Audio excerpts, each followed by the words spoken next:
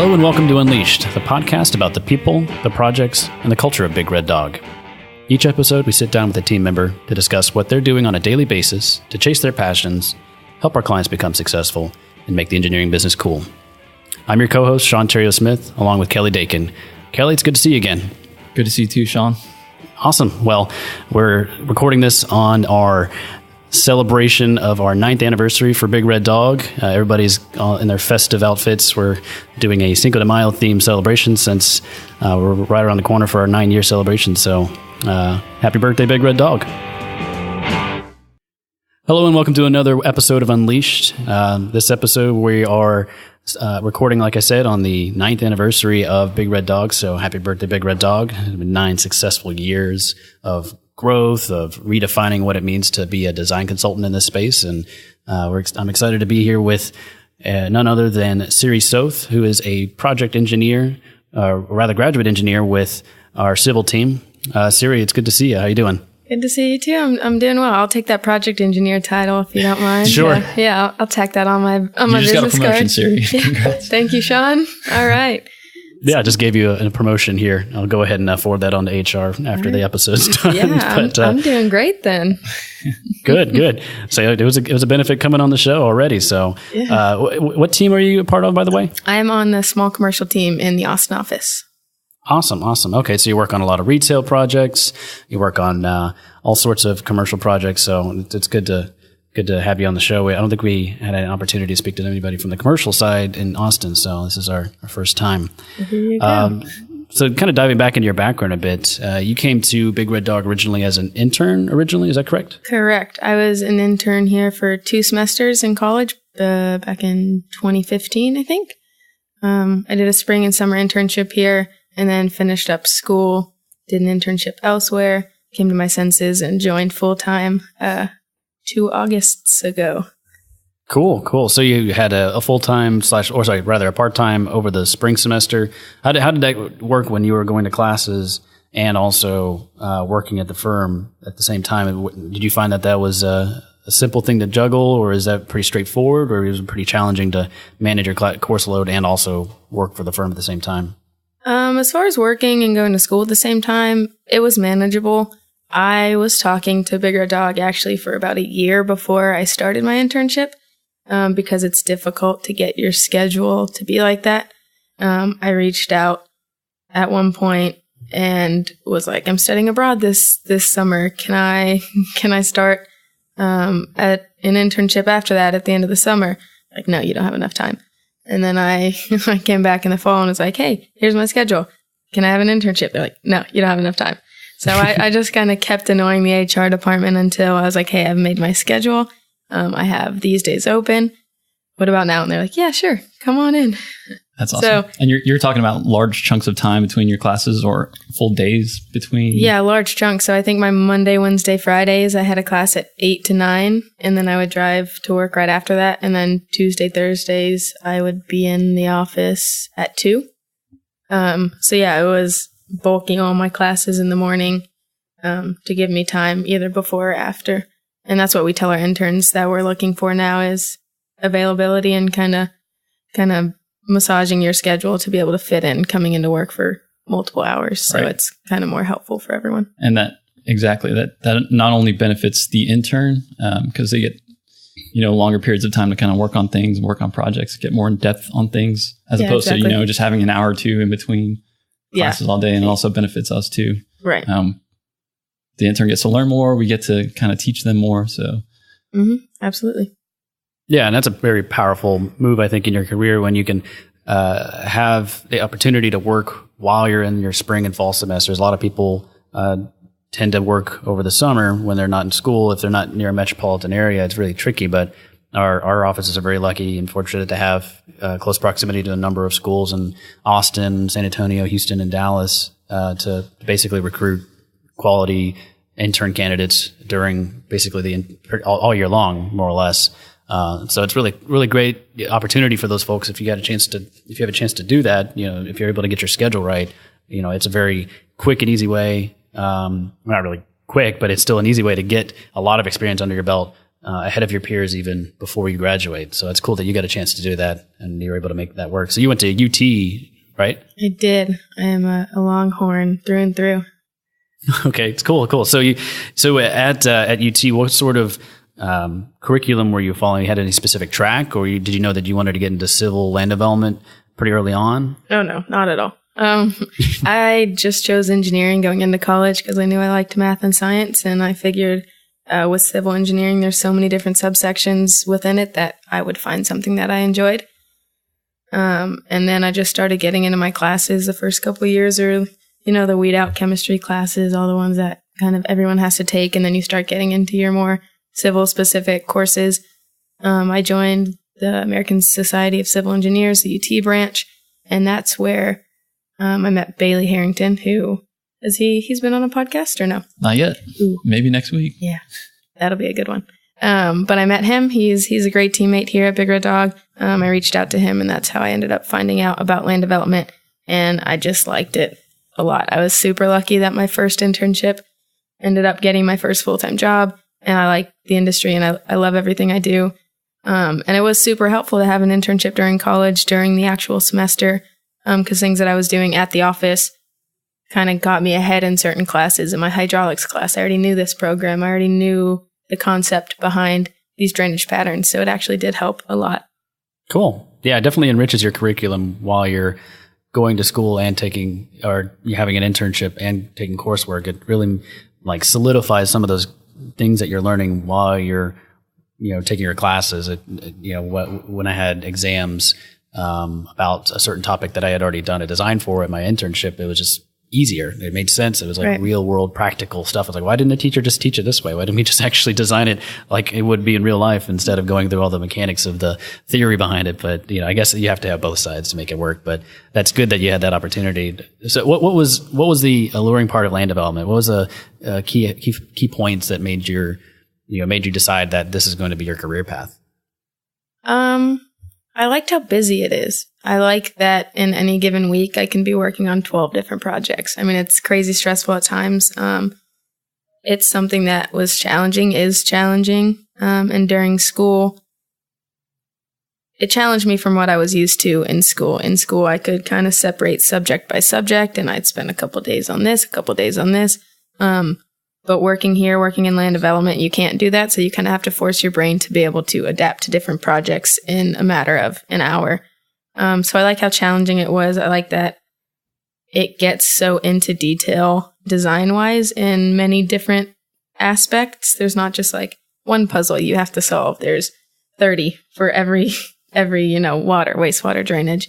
I liked how in detail the design gets and just how challenging it was, and that I'm learning every day. I'm still learning. I still don't know a lot, and I like that at this point because it's every day using my resources, whether it's teammates or what Bigger Dog has to give us teaching-wise. I like to learn, and I like to stay challenged, and I feel like that's land development to a T.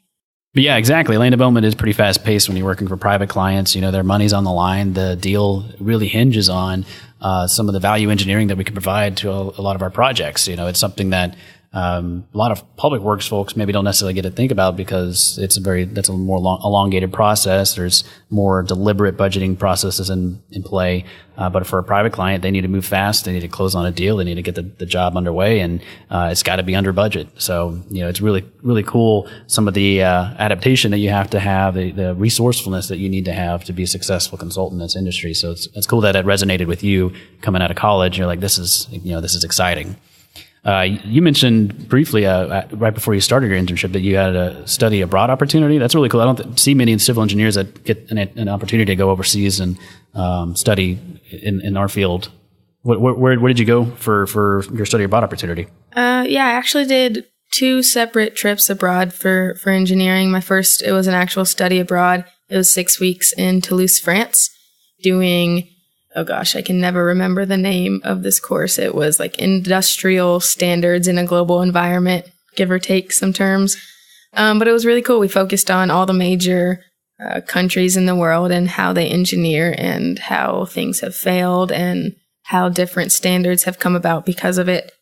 We did every day we would go over a different topic, and then we would have to go to our dorms at night and research that topic and have a presentation for it the next day. So it was actually one of those study abroad programs that wasn't just goofing off all the time. Every day we had homework, and then we would present to the class, and then we would have a 3-day weekend. And then you would goof off. Right? And then we would goof off on the weekends. It was a really cool experience. We learned a lot about, how France uses a lot of like wind power energy, and we learned about different failures of engineering and just a lot of cool things about standards and air quality. It was really a hodgepodge of engineering fun facts in France. So it was really cool.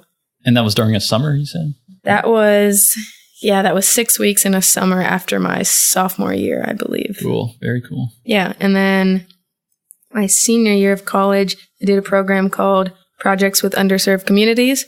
And that sent me to Tanzania in Africa to build a dormitory for girls with visual impairment. That was really cool. It's a program at UT that I still support to this day. It's a great program. It's a pairing of the engineering school and the School of Social Work, and you get teams together that are representing different communities, and it's a year-long course, and you talk to the community that we're paired up with from different relationships, and you pretty much reach out and say, like, what do you need? Like, what's going on? Has PUC visited you guys before? And just, we get to learn from both an engineering needs and a social standpoint needs of like what this community could benefit from and how it could, benefit them in many different ways. And so we were going to Tanzania. There was a school there that was one of the only schools in like 10,000 kilometers that accepted children with albinism. And so with that came a lot of different design aspects. The visual impairment that comes with albinism, we had to design different color schemes, and the building layout was different. It was based on that, and we would go and tour like Texas School for the Blind and Visually Impaired, and then the social work student would teach us all about different kinds of needs rather than the engineering side of it. So it was really cool. And then we went there and we actually helped build the dormitory. We met the girls, we met the school. We got to travel around Africa.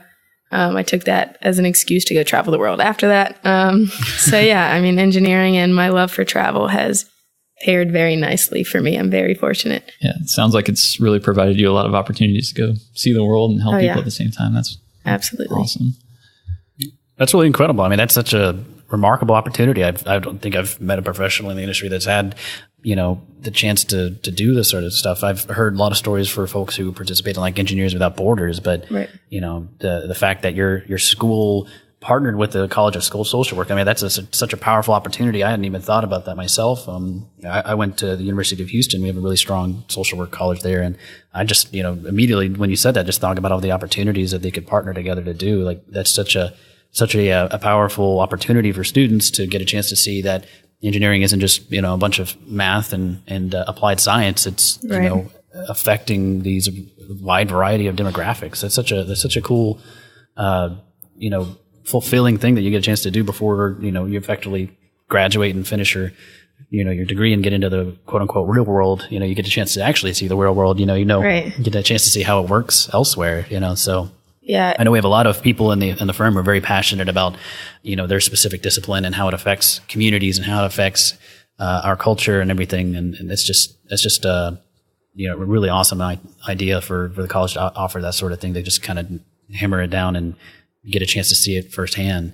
So with that sort of program, did you ever see yourself ever getting into a different industry or beyond after land development? Have you ever thought about getting into international development or anything like that, where you work for projects overseas and help impoverished communities abroad?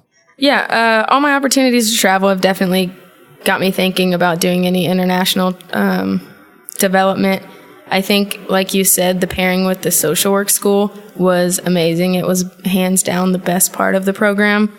It really got us thinking on a completely different level that we don't think about, and that's something that I try to utilize in my day-to-day job now on how is this building going to be used, and kind of think about more of that side of things.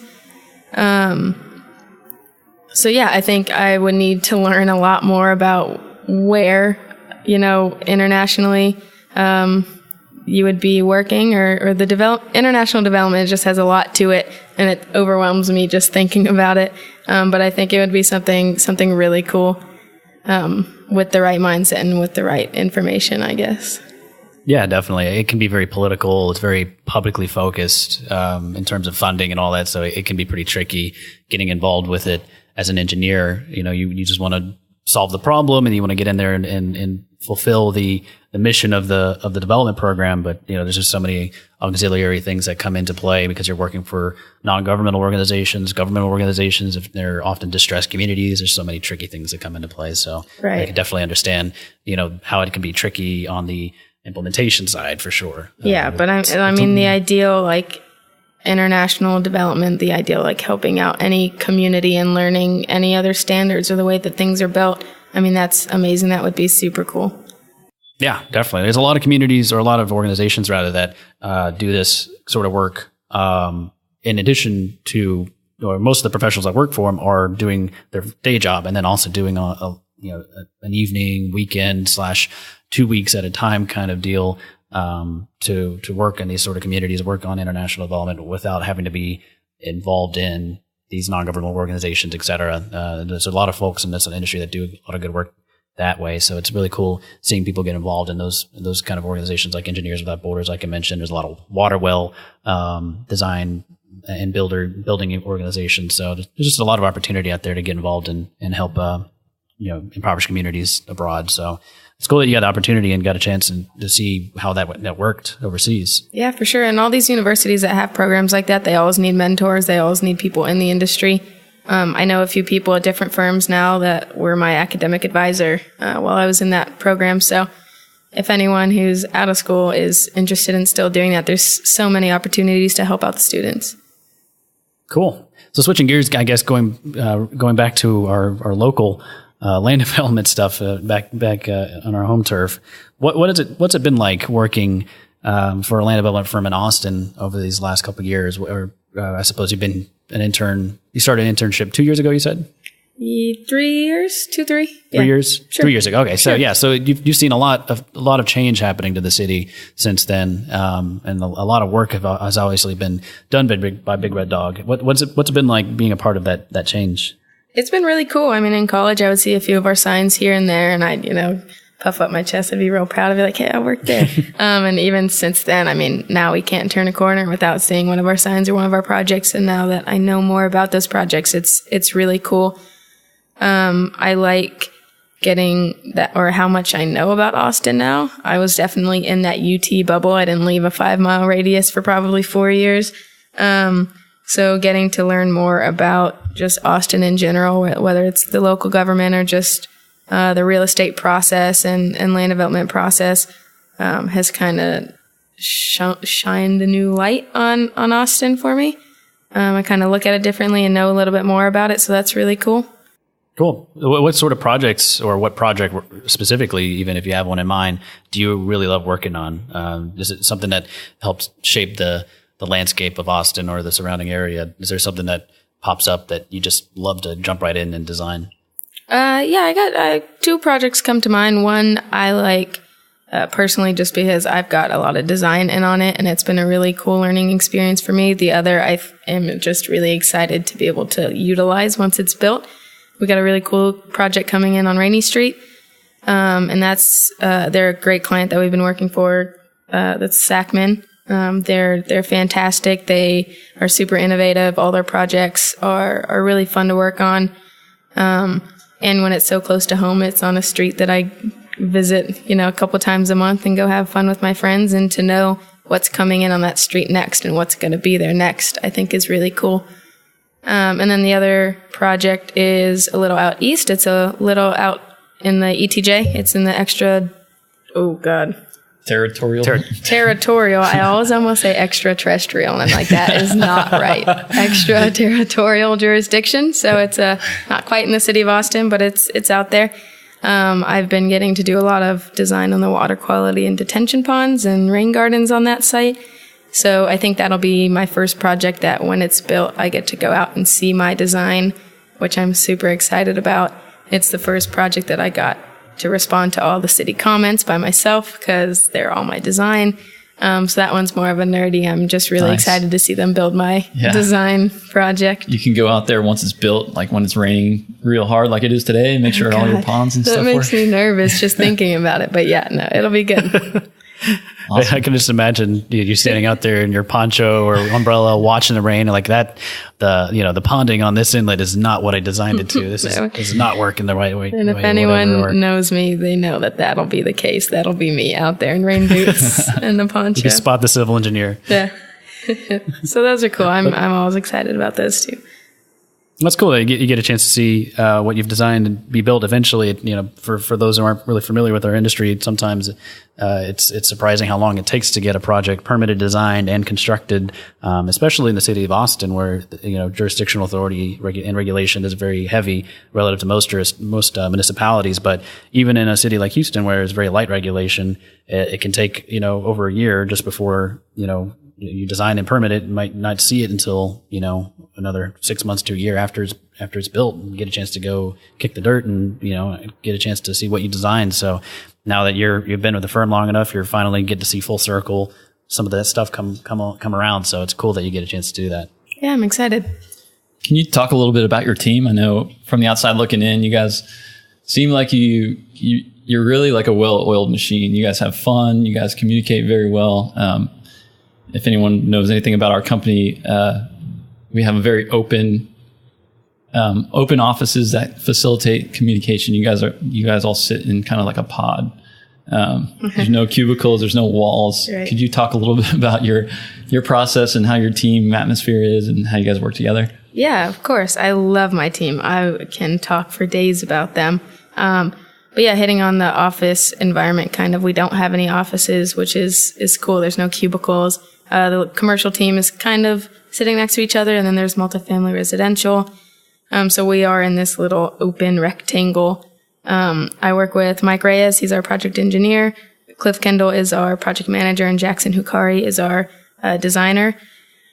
3 of the best guys I've ever met. They're my family. I can go to them for anything. I would say we are a well-oiled machine. We just work very well together on a personal level and on a business level. Yeah, I'm super fortunate to be on their team. They've taught me a whole lot. Before I came on the team, it was just them 3, and they were pumping out projects, left and right, just those 3 guys, waiting for me to join the team and take some work off of Mike's back. But no, I don't even know where to start. Maybe I can get a more direct question about them. Just from talking to those guys, I know that you contributed right away just because you've had the experience interning here for 2 semesters. And then once you graduated, you jumped right in and contributed. So yeah, I definitely was lucky to have that 1 experience and 2 just level of comfort here when I joined. I hadn't actually worked with those 3 as an intern. I just used to go to Cliff for a credit card when I needed to go pick up documents. So that's all I knew him from. But no, I really hit the ground running. Mike is a great teacher as an engineer. He teaches me something new every day. He pushes me. He asks me more questions and he answers questions, which is great. That's my learning style. Jackson is a CAD whiz. He makes, our plans are, I think, they're great. He's an artist. Yeah, he's an artist. Literally. But yeah, I think the product that we put out as a team is remarkable, and I'm super fortunate to be on a team that has that level of focus and just detail in the plans, because it's really learning from the best, in my opinion. And then Cliff Kendall, if anyone knows Cliff Kendall, he is Big Red Dog. He is a great human. Great clients, great attitude. It's just an easy team to want to be successful with. Yeah, definitely. Cliff's literally Big Red Dog. I don't think we've ever discussed the name origin on the podcast, but we'll have him on soon. Familiar. Yeah, we definitely will have Cliff on in the future, but the firm itself was actually named after Cliff. So it's obviously an awesome team. Even being over here in the Houston office, we hear about the great work that you guys are doing over there. So it definitely has a ripple effect across the firm, and we have a lot of awesome teams that really resemble that model. We kind of operate in these really small, tightly knit teams that just knock things out and get stuff done. We win work and we do the work. We're taking care of the clients, and it's a team effort, definitely. And it's all concentrated through, solid leadership and just technical experts. And it's just really awesome having that kind of cultural alignment within a team. It feels right. It resonates. It's working really well. So it's good that you're a part of that team, and you just feel like you're in the right spot, like a puzzle piece that fits perfectly. We got a dog whimpering in the back. It's a Friday at Big Red Dog. There's a few dogs around. Yeah. No, I agree with that. It's definitely great. And then being able to sit next to the other commercial team, and then the multifamily and residential teams. We're all one big team, really. We all work together just as much as we work like in those little teams. So it's really cool to see how people can just walk over to another team and sit down for an hour and just hash things out. So every team here I've gotten to work with a little bit, and I think that's really cool. And just overall as a company, I think we all work really well together. Yeah, it really helps to kind of share knowledge and share experience too. Yeah, especially as a graduate engineer. I mean, that's like, we're just sponges. Like, we need you to share all your knowledge with us, please. So yeah, it's a really conducive environment for that. All right. So yeah, switching gears, we talked about how, the office feels like family. We talk about, I guess, what do you do with family and friends, in your spare time, or perhaps you're hanging out with folks from the office, but, what are things that you do, around Austin, or, on your travels? You mentioned you like to travel a lot. So what are some cool things that you like to do in your spare time? Yeah, I do hang out with people from the office here and there. Our Fridays usually extend to the weekend, and we'll go out for lunch and drinks and have a good time and meet up at events on the weekend every once in a while. Since I did recently just take my PE, I am new to the world again. Welcome back. Welcome. It is so nice to be back. I was studying for 3 months, so now I'm like looking at the world in a new light. But no, I do like to travel. I go on a few trips here and there. I went camping last week, and I love to go camping. I just joined a sand volleyball league. That's a lot of fun. It's mostly just spending time with my friends that are still in Austin, and just going hiking, bringing my dog to the Greenbelt. She's not great with nature, but I take her out anyways. So yeah, I try to go see. There's so many things around Austin, and I feel like I haven't even began seeing all of them. So it's just exploring, going to different events on the weekends, and occasional camping, fishing trip, stuff like that. That's fun. Yeah. Yeah, it's the time of the year to do it for sure before it gets too hot in Texas. After it's June or July, it's miserable, especially down here in the southeast portion of the state. But, it's a perfect time right now to start getting out and camping. Yeah, and my family's actually in Houston. I'm surprised I've never stopped by the Houston office. So when I'm not in Austin, I'm visiting family in Houston. You got to go check it out. I know. What's wrong with me? Yeah, we're in a good spot. We're downtown, or near downtown, in the Arts District. There's a lot of cool stuff going on around here. So definitely stop by. We look forward to having you here. Yeah, and the new office, Sugarland, that's where I grew up. So I have no excuses now. Slowly taking over the state. Yeah.